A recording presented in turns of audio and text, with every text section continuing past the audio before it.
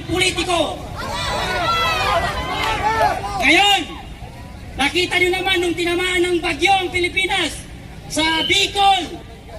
Tinanong si Presidente, anong dapat nating gawin? Aba, kumambot ang ulo ang bangag. Aba, tinanong siya kung anong dapat gawin kasi ang mga tao sa Bicol namamatay na dahil sa baha. Ngumiti lang ang bangag. Anong dapat natin gawin? Kung hindi ka ba naman bangag, ikaw ang presidente pero hindi mo alam kung paano mag-solve ng community. Hindi mo alam kung paano mag-solve ng problema sa bansa. Ngayon, sasabihin ng mga media, kaya lang kayo nandyan, bayaran kayo eh. Oy, media-medyahan, walang bayaran dito. Mahal namin ang pamilya Duterte. Bakit? Ayaw namin ang adik, kaya mahal namin si Duterte. Duterte, maganda siya magpatakbo ng lugar at ng ating bansa. Noong panahon ni Duterte, napakaganda pumunta ng ibang bansa, ipagyabang na isa kang Pilipino.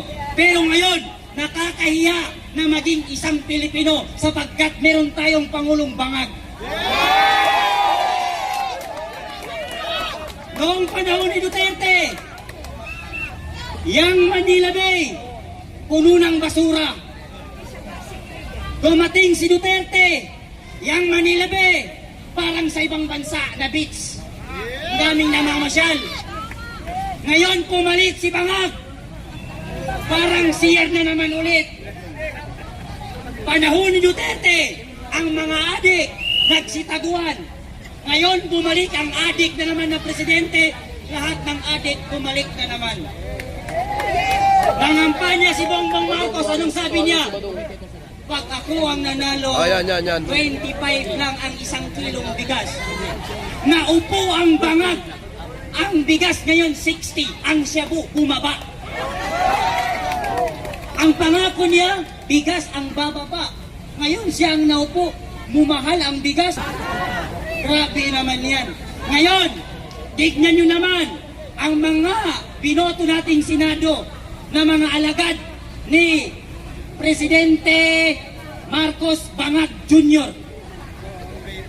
Kung makaimbestiga sila kay Sara Duterte, nung humihingi si Sara Duterte ng pondo, abay si Ira Hontiveros, yung si Risa Hontiveros, kung makaimbestiga, akala mo naman anghel. Eh ikaw ang tanungin namin ni Risa Hontiveros, yung kinurakot mo, yung ninakaw mo, na 90 billion sa PhilHealth, saan mo pinunta? Tapos kung makaimbestiga ka, akala mo malinis ka? Isa kang crocodile na malaki. Tapos yang si Tambaluslos naman, Martin Romualdez na parang elepante. Yang laki ng tiyan mo, bawasan mo bago ka magpresidente. Wala nang uupo sa inyo, kaya lang kayo naupo sa Senado at sa Presidente dahil sa kay Sara Duterte. Kung hindi lang kayo dumikit kay Sara Duterte, kahit kagawad hindi nyo makuha.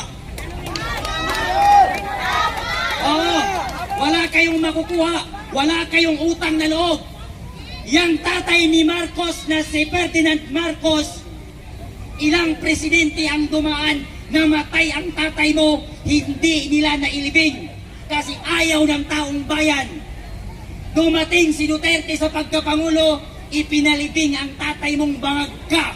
Ngayon, ikaw ay dumikit kay Sara Duterte, nanalo ka dahil sa kawalang hiyan mo at wala kang utang na loob.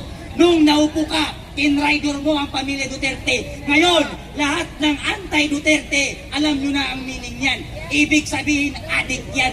Yes. Pag ang tao galit sa kay Duterte, adik yan. Pag ang Senado galit kay Duterte, adik yan.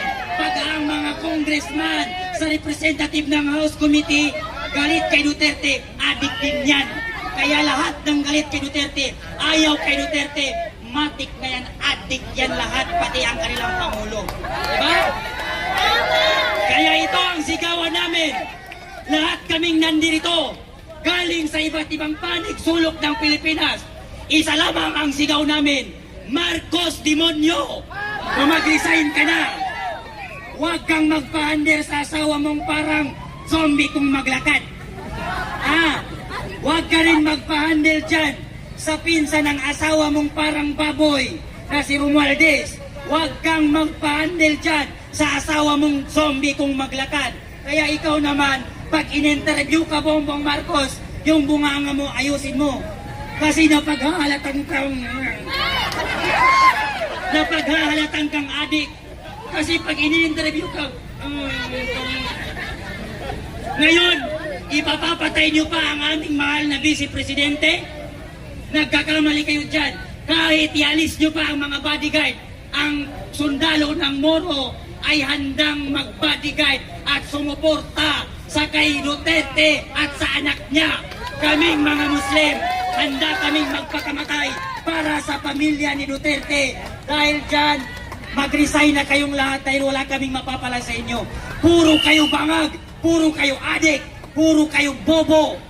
Bobo, malaking bobo, hindi small. Big bobo. Okay. Resign na Marcos. Resign. Bobo, bangag.